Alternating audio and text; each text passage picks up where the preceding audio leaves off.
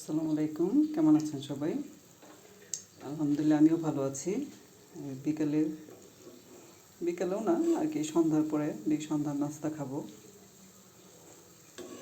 তো এখানে নাস্তা বানিয়ে নিচ্ছি শর্টকাটে।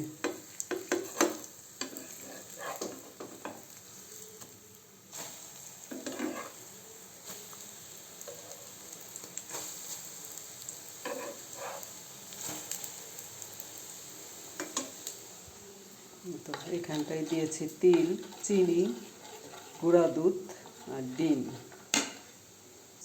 কিছুটা কর্নফ্লাওয়ারও দিয়েছি, বলতে ভুলে গেছি। এখানে এখানে কর্নফ্লাওয়ার দিয়েছি, গুঁড়ো দুধ দিয়েছি, চিনি, কিছুটা তিল, গুঁড়া দুধ।